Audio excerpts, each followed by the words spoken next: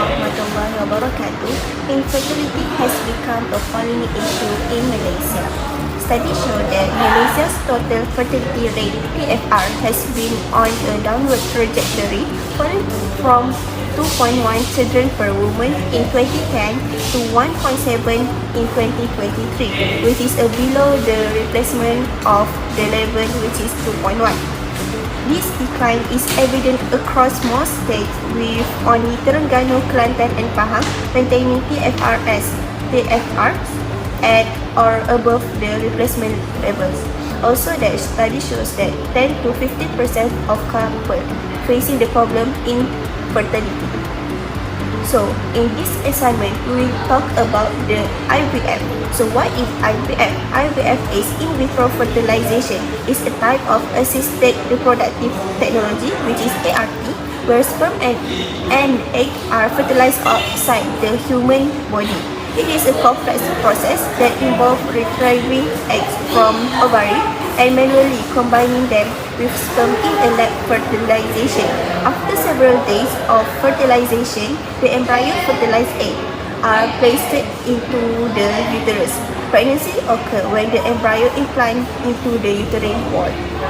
So, the first graph shows the total fertility rate (TFR) and egg-specific fertility rates, which is ASFR, from 2000 to the present in Malaysia at national level. So, as you can see here, which is the rate of the fertility in Malaysia decreases.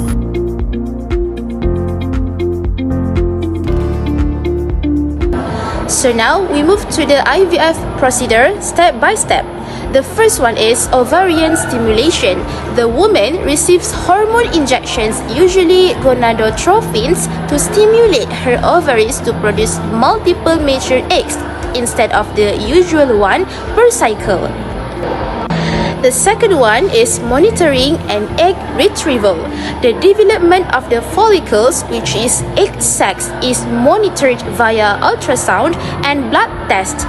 Once ready, the eggs are collected using a thin needle through the vaginal wall under ultrasound guidance. This is called follicular aspiration. The third one is sperm collection. A sperm sample is obtained from the male partner or a donor. The healthiest and most active sperm are selected for fertilization. Next step is fertilization. The eggs and sperm are combined in the lab. Sometimes ICSI, intracytoplasmic sperm injection, is used, where a single sperm is directly injected into an egg to assist fertilization. The fifth one is embryo culture. The fertilized eggs, now embryos, are monitored in a special incubator for 3 to 5 days as they grow and develop. The second last step is embryo transfer. One or more healthy embryos are selected and transferred into the woman's uterus using a thin catheter. This is usually a painless procedure. The last one is pregnancy test. Around 10 to 14 days after the embryo transfer, a blood test is done to check if the implantation was successful and pregnancy has begun.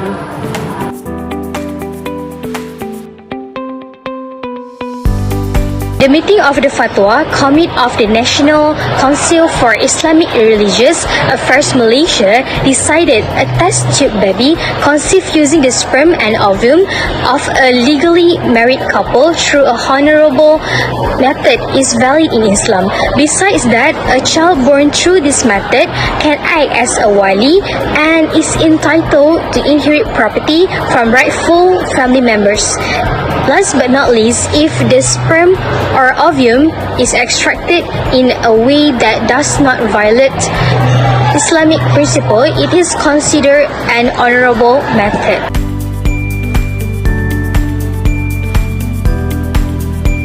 As the conclusion, in vitro fertilization, IVF, is one of the treatments to solve infertility among Malaysians. Success rates are improving and accessibility is expanding with advancement in technology and growing awareness.